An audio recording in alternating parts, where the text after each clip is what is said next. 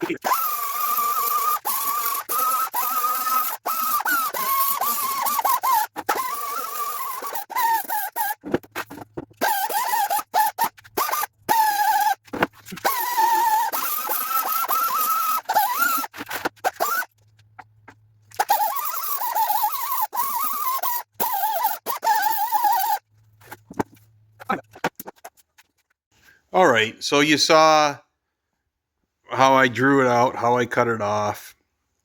We're over here, and let's go, for context, let's go back to this side. So we can see that the top of this rail, let me make it as convenient as possible. I've got a piece of flat iron on here that I just cut myself with. Okay, we can see that the top of the rail intersects the upper half of the bead. Okay, the upper half of the bead. And remember that we want the panel to overlap the bead, but clearly we have more than an inch, right? I did not cut that off. You probably saw when I laid the drawing on there, even I was getting concerned because I wanted to keep a couple of the, I sheared that and that's the factory edge, that's the factory edge, and which I know happens to be perpendicular, right? This is 90 degrees right there. And I wanted to save that for now. I didn't establish whether or not this was 90 degrees. I never did that when I bolted this up. I didn't put a right angle on here. I knew I was relatively close, but I just found mounting locations that were approximations at that time. Now we can see if we look at that side, we're roughly what, an inch, probably 2 inches there, and over there we're more. There. Okay, we're more. I just set the magnet on the sheet so that I could get this lined up. I'm not going to worry about scoring this. That's only until fitment is there. And you saw me mark about 1/4 of an inch out, but I'm more like 1/2 of an inch out there and close right there. The full width of this bead. It'll sit inside that bead. But I have plenty of material. However, as it sits right now, I have this end lined up with the body, okay, touching that channel. And I have a gap. I have a gap here, and I have a bigger, you can see the light there. Let's come to the front. And I have a gap that, well, hell, my whole Sharpie will go into. But I have well over 1 inch on this. Well over 1 inch on the top. So now it's time for me to take that profile, now that I have a rigid piece, and draw that profile on the side of that sheet such that at the highest point, get a shim, right? Just get a piece of shim stock, piece of wood, whatever, that I can slip under there, get this secured a little better, and then follow that profile. Now, I was talking earlier, I'm not touching the valve cover. I was talking earlier about how this is relieved out. This is where that duct is going to come, that profile, to cover that up, or whether I should expose the valve cover. I'm thinking that the duct is going to be a better look because there isn't, if I hold this over, there isn't a boatload of valve cover sticking out, so the front profile would be kind of goofy. Of course, I can start the duct earlier than this, and I probably will need to because this is the 2468 side, and the 1357 side here, see, this bank is in front of that bank. So if I want symmetry, I'll have to start that duct earlier on these hood panels. And in any event, that duct will come in and it'll have to clear it, make it past the fender, and then come down and around. My thinking is that once I get this thing set down, scribe the front, set it on, or cut it to shape, get all the other cuts, leaving that one, don't touch that one, just touch this one. After he goes all the way down, mark, straight line it, and then scribe, form where I can, right? I'll have to really cut a little bit out of here because that brake is going to have to start after this mounting bracket and after this location here. And it doesn't matter if it's a little farther in. But at that point, once he's set down and on there and square, then I can start to worry about what this is going to look like. This bead here, how that's going to transition up into there, and all that other goofiness. So it's on the way there now, and we'll keep pounding away at it until it is there. So right now I'm just going to take probably a block of wood or whatever I can find for shim, hold my pen on it, and draw that all the way down. Recut it, test it, maybe leave myself a little room, test it, and slowly work my way into it. And I'll get back to you when it's fitting. Okay, I trimmed the front. He's standing out here because I got to put a little bit of a bead roll in. Just start to roll in here and there. So I got to start rolling this. Kind of nice thing about having the opening is I can roll it and fit it. There's not a lot to do there, but I'm not going to bend it. I'm going to throw it in the English wheel.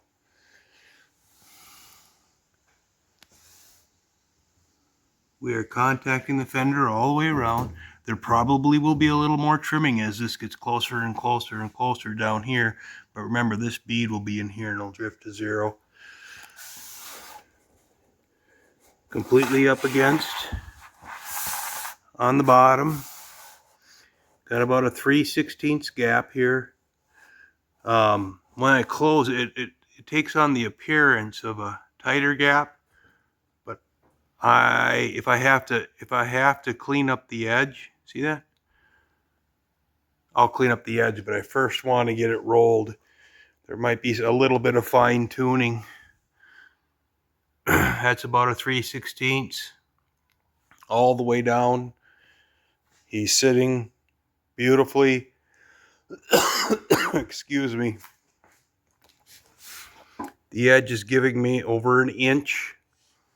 So I can scribe and break that and then finish this, cut off the pieces for that. Now, I walked to the other side and it made me think this is kind of dangerous in the sense of credibility.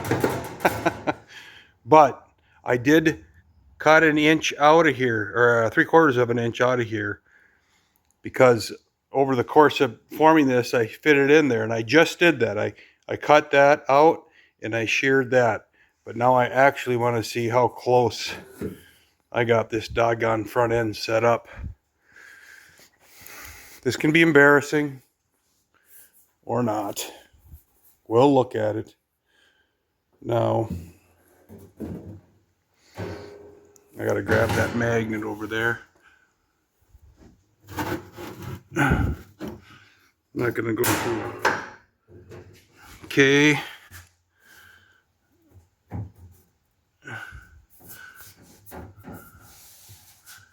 Oh, I didn't cut.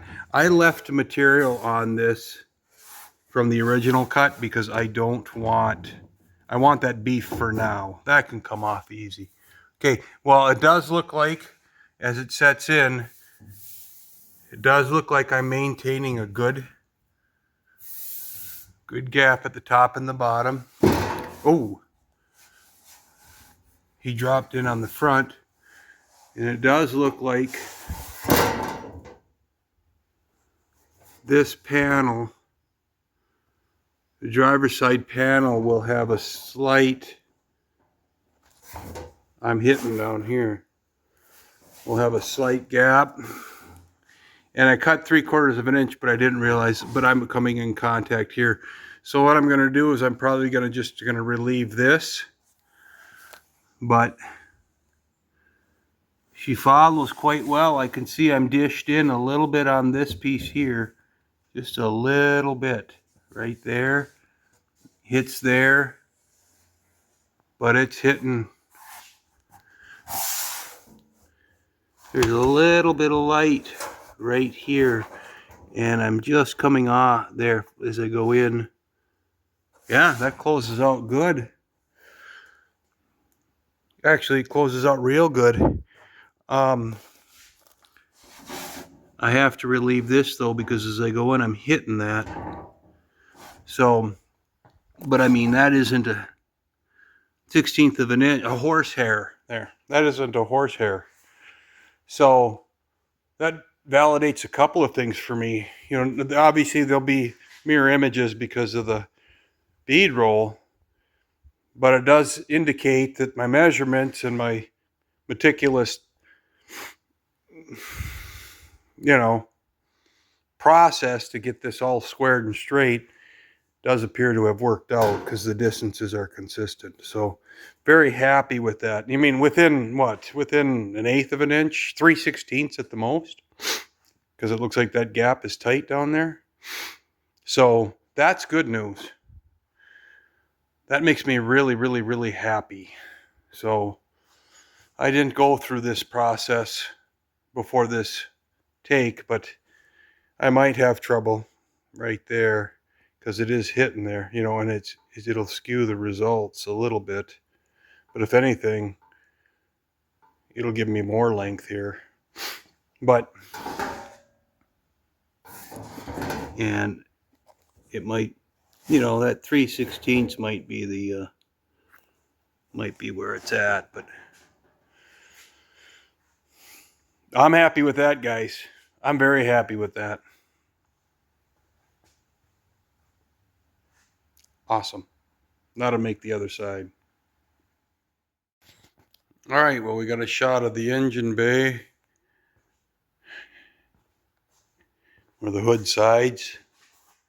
I did some light wheeling, just I'm touching, even though I try to do a little bit of a relief, I'm touching there, but basically you can get a gist of it. Did some light wheeling just to try to get some of that contour in there and here, just to get her to touch. Now I got a little bit here because I'm too long, but I wanted to get the scribe in on both sides, and I've done that. Only thing holding it up there right now is these magnets, one there and one there. But look at that, you flip the hood on this, whichever side I put it on, and it's wall-to-wall engine, side to side, front to back. I mean, it's all engine. That's squeezed in there. I'm going to clean up the firewall when I pull the body back off, but hoof da mea. Even from standing back, it's just a mountain. Just a mountain. All the detail in there, those of you that have been keeping up on the series, it says Hemi on the lifter cover. You'll never see that. Of course, that covers up the throttle body. You've got the injectors you can see from the side.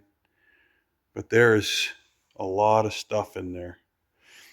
Now these scoops will get built, but I want to get this broke and get the final positioning of this, the final shape of this, and then I'll start working on the scoops. So again, bend the top,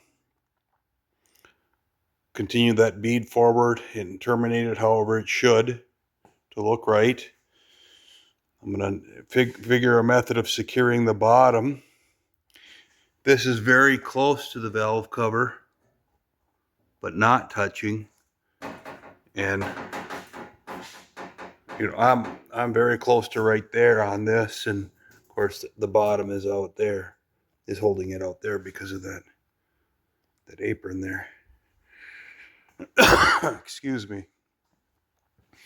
And here I am touching the valve cover. This side of the block is more forward, and I tried to do a little relief there. I could trim that maybe a little bit more to get her to slip under the valve cover, but then next thing it's going to hit the head, right behind the valve cover. So I may do that. I don't know yet. But right now it's trim these down straight across here. Clearance here, both sides. They are marked there and there. You can see them. And put the bend in, set it down. Maybe I'll trim that, throw it in the shear first to get that parallel with the line on both sides, and then put the bend in. The theory is that what I did on the 37 was I had two posts in the rail. I did a little bit different design, but this in the rail, and where this sits down on those posts. So it centers it front to back, and of course keeps it from going out. And it very effective. It's very effective. I need a method for the bottom too, so dreaming about that right at the moment. And but regardless, that brake needs to go in there. So thanks. Okay, these pieces are going to go onto here, be welded onto the hoods to continue that profile forward, probably to about, I suppose, about there, right there. Okay, so they'll be the bottom of the hood. I don't know how far they'll go, but I don't want to get too dang close. I'll keep chopping and getting as close as I'll keep chopping and getting as close as I can, up into that area, but I want to be able to fit the hood in. So on the hood side, I'll just weld them right into there. Okay, and that'll finalize that run. So let me show you how I did this. I chucked this up in the lathe. It's just a piece. It actually is a piece of pipe with a piece of bar stock jammed in it. I just found it in my metal bin. Okay, it's nothing special, And what I did was, you can see the weld. We'll get to that in a moment. But what I did was I took some 18 gauge before this was rounded. I just grabbed this piece of pipe. I stuck it in the widest V in the brake and used that block of wood. You can see where I was pushing on the pipe, and I just pushed the pipe. Put the wood between I took all the dies out, put the wood between here, set this on the tin, pushed it in, and kept moving the tin, until I started to form a circle, then, cylinder. Then after it started to overlap, I cut it. I continued to do a cylinder out of it. So I made the cylinder. Okay, one side was already cut, not perfectly straight or anything. Doesn't matter right now. And I took a piece of tape. Okay, started on one side of the cylinder, rolled it all the way around the cylinder till I got to the other side. Started on a nice crisp edge on one edge. Then I folded the tape over, matched the two off, and creased it right there. So that's the dead center. So then I went to one side of the tube, started on, let's just say I started on this side, wrapped it all the way around the tube. That lined up. I didn't stretch the tape. Made a mark. Did the same thing on this side. Made a mark. Then I just took my cutoff wheel and cut it off. It doesn't have to be perfectly straight right now. It just needs to be, in the zip code, because it's going to get welded onto the tin. So then I went back to the lathe and I chucked this up in the lathe. There's a remnants, ran a pilot in, put my center on. You can see where the tube is stuffed into this material.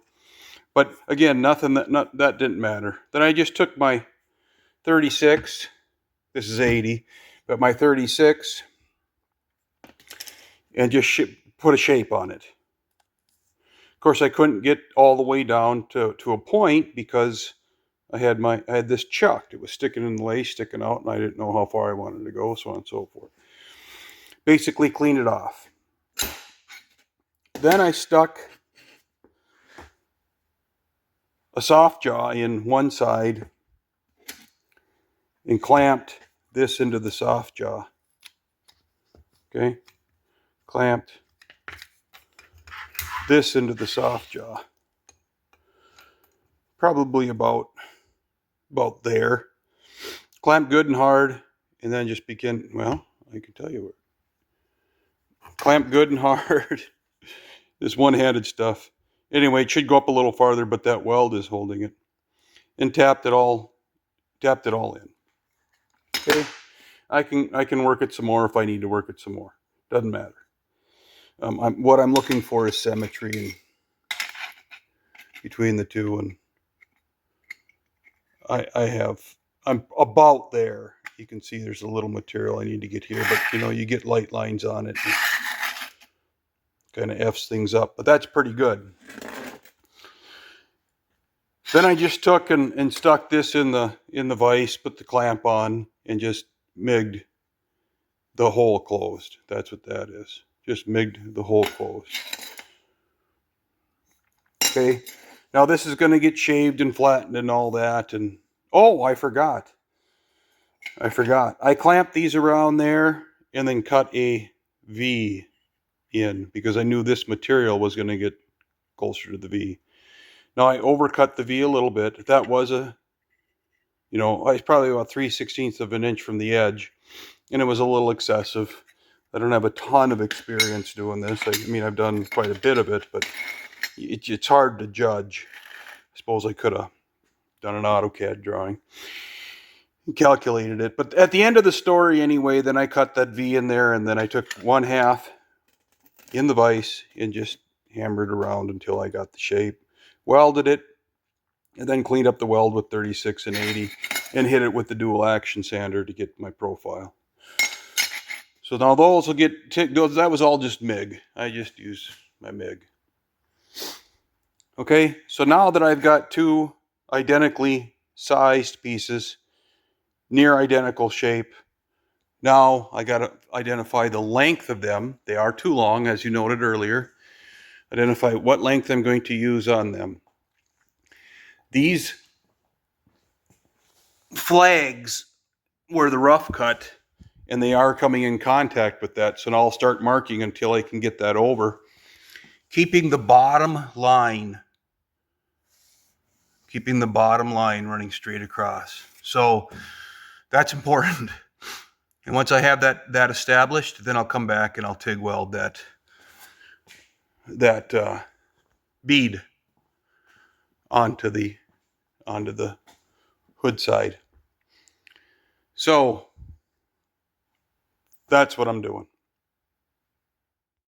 Okay.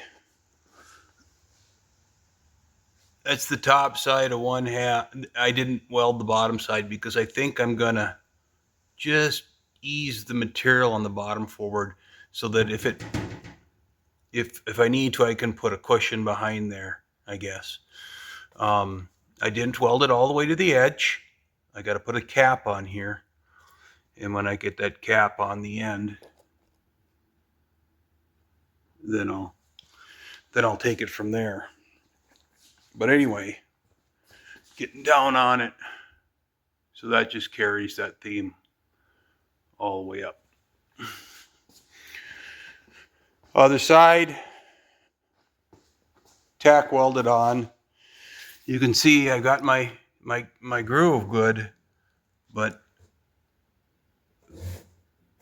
I cut it that way. So, I mean, it's not a big deal. The material will be inside and come outside, and I'll probably MIG that anyway, or TIG it. I guess it doesn't matter, but I'll get it built out so that I can get this gap to about right there, right? So, have to work that out. But it worked out well. Other side's on. This side is lined up.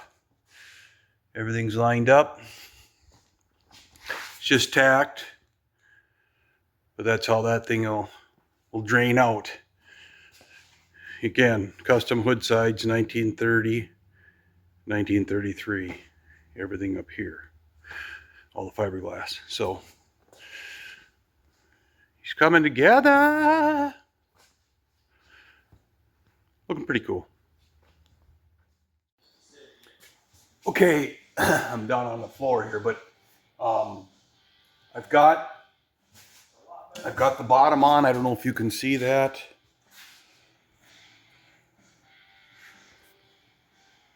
Okay. This has been TIG welded all the way around, continuously around. And now I'm going to work on the fitment. But to get the fitment to work, this panel needs to be flush with this panel. Of course, it's in a recess. And there's a weather stripping that goes on here and on here. So I'm not going to attach the weather stripping or the rubber weather stripping. Instead, I'm going to go with foam because it's, number one, it's consumable, and number two, it's easy to get off. So I've checked, and what I see is that the just the 3/16 foam from any hardware store, window weather stripping, gives me that thickness that I want. It crushes easily, but with just modest pressure, it'll flush out. So what I'm going to do is I'm going to put that on the front and the back and use it to hold the panel out. And then as I continue working the panel, I can view the gaps. I try to get it behind the gap so that I don't have a shadow line or something that's gonna cause some interruption. Now here, I'm kind of right, this is tapered in, this edge tapers a little bit. And so I wanted to be close to that edge just so that, because this tapers toward the front, and therefore I've got to have that at that location because that's how it's going to hold the sheet metal out. This is relatively straight up here. So now I'll put the hood panel on, and it does flush out here, flushes out here. It's a little high here. So I know that my distance is good, but I know I got to start wheeling it. In the front, this is a bead. Can you see that? Let me get this a little better positioned. So this is a bead that runs all the way around the radiator. So I'm getting it relatively close to this, and judging based on that and this, it gives me a good good profile. So now what I want to do is I want to locate where this is going to sit on here. Something to show you.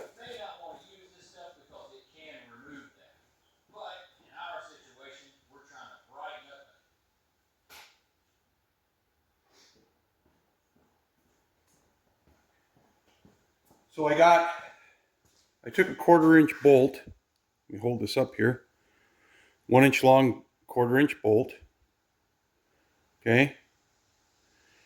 And I just spun him on the lathe down to 3/16. Okay, let me get this out of the way here. I'm going to set a lock washer on it. There, I'm going to set a lock washer on it. I'll get 3 threads out of it. And then pull this back. So that's a piece of 2 inch by 1 inch C-channel. Okay. I'm going to locate a position the same on both sides. Thread that up through the C-channel with that lock washer on it. And that'll give me a dowel pin to go through this. But of course now you can kind of see I'm starting on the top and I'll get to the bottom. Check my gaps, locate those 2 holes, front and back, drill them, tap the C-channel. The C-channel is about 3/16 thick. It's plenty thick to retain this. It's basically in shear. It'll poke up. It won't interfere with the hood. The hood comes over the outside of this and get me located. Then I'll go to the bottom and I'll do a location in the back here and in the front there. So as you put the hood on, and those dowel pins will be taller, so I'll locate those, bring it over the top, and set the panels down. So there's where we're at, but I need to get this totally located, wheeled, English wheeled out until it follows the profile perfectly by itself without pressure, and then begin building the scoops for the side. But it has to have that shape. Once those scoops are on, because they're going to come out on the top and the bottom, they're going to lock whatever this profile is. So it's very important that that gets wheeled out and follows the shape of the car as perfectly as I can possibly get it.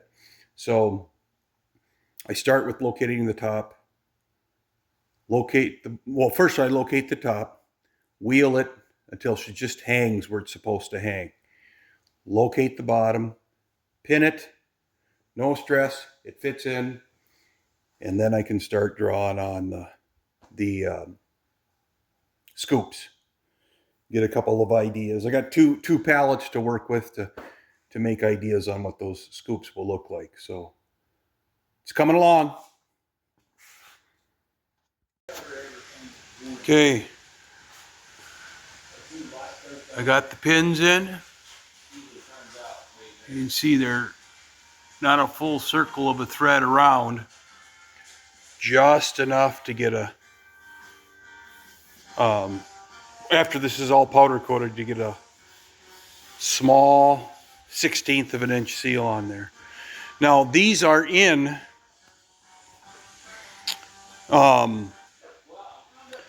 and the pins are 3/16 and the hole is 3/16 drilled.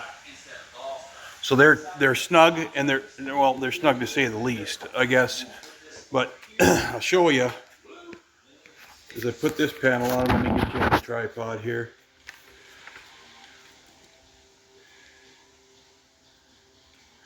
Let's see, we'll come over on this side so you can kind of see what's going on here.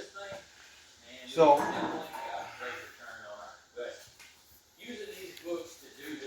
panel, get her in there, get her lined up, and now it's, ouch, pinch your finger, put it in, it's just right there. So that's fine. It's fine that it's just right there, but it's, once the hood sides are painted and all that, you know, that's going to take up some of the gap and it'll likely just scratch in that area. But I'll probably drill those when I'm done getting all the panel alignment done, getting the bottom pins on, and then rolling this to make sure that they're tie there, flush there, flush there. Yeah, it's flush there. But what I need to do is get it all rolled, get it all set up, and I'm not going to change those until the panel lays in there perfectly. Then I'll probably go in a 64th or a 32nd larger on the drill size, and just to make sure she slides in there all nice and tight. So all right, that took way longer than I anticipated, but you saw those. You know, I've got those in. That's not cut. I welded it from the bottom. Got the angles, and you can see the pencil line. And these are cut, going sideways. Those are 1 inch. Those are 5/8. So I'll introduce it. I'll have 3/8 of an inch before I get up there. Again, I didn't cut that. Cut that. So now it's time to weld the tabs on the hood sides. Oofda. Okay, we can see that now we've got the bottom posts are cut to length, fitted. And I just formed up 2 brackets, staked them for the distances out from the This guy goes right here, 9/16 out. And he'll sit on there, 1/4 inch hole. This guy will sit out half. He'll sit on there. Okay. And so I'll drill those holes, put them in, locate them on the back of the panel, set them in, and then a little bit precarious because you can't access into here is relatively difficult. So I'll mark them out, drill holes, and then use two sheet metal screws to just lock it together, test fit it, adjust as necessary, and get it in there. Kind of like this. So these are drilled out. Just cleaned them up, getting ready to TIG weld them. I just ran a couple of tech screws in. I'll plug those holes. You know, they're like a 3/16 hole, just techs. Lath screws. They're a mild screw, but the excuse me, but the reality is that they hold. So I'm gonna get some TIG here, in here, probably a little bit right here. I know it sucks. Have to run seam sealer around here because, you know, rust and all that. Seam sealer across the bottom. This panel was already test fit. It fits in there. You slide it straight up, you slide it straight down. It goes in and it goes in easily. So I'll TIG that together and flip them over, plug the holes, sand them down, and voila. Start the other side. Okay, 3 sides. I got 100% penetration on this one, but the rest I didn't. But I did make sure I would melted through to this side. 3 sides. And the front side, you know, there's where I filled the holes. There's a little bit there, but that'll cover the surface. Or this one turned out a little better. So now what? I'm gonna set you up on the tripod real quick. Okay, you're on the tripod. So then, of course, I'll have the scoop here to hold on to. But now you can just see inside, lead in that one, lead in that one. Oh, there you go. Put these on and slide it in. Now, I'm probably going to open these up and go with rubber grommets. They're going to be small rubber grommets, but then they'll keep that from vibrating. Now we can see, you know, some of it from the weld, but it's hard to get up in there. But this just needs to go in a little bit now. Just a little bit. So I'll get that on the wheel to get that profile dialed in. This too needs to go in just a little bit. See? So I'll wheel it I'll wheel it a little bit. But now she's on there. She's on the pins. Both spots. Nice and straight. That's the one thing I like about the TIG. There's just minimal work that you have to do to get her straight. So a little tapping. I just had to do a little tapping on that down there. Anyway, I'll proceed with the next side and we'll keep going. And then the scoop will cover up that hole. I don't know where it'll take off from, but it'll cover up that hole and she'll chase back, probably following that fender a little bit, you know. So it's a lot of work. All right. Today is the day that we decide to come up with a concept for the scoops. Okay. And for those of you that have been watching, you're probably familiar with how these came together, but just a quick little review. These are relieved out, cut out for the valve covers to fit through, as are the 1933 Dodge fiberglass front fenders. So the fenders can go on and come off, and the engine obviously has clearance. So when I made the side panels, I left a piece of metal in so that I could maintain the strength in the metal as I was test fitting everything. That piece needs to come out, obviously, because I can't get the scoop off. Also, the scoop needs to come out far enough so that, so that the hood side can come off. So the scoop will sweep out, follow inside that fender, and then terminate somewhere over here. Thirdly, the scoop's got to relieve the air. In my mind, the scoop needs to relieve the underhood temperature because there isn't a lot of room under the hood in this vehicle. So it's got to be able to relieve a significant amount of air temperature. The firewall will get awfully warm. So that's the phase we're on.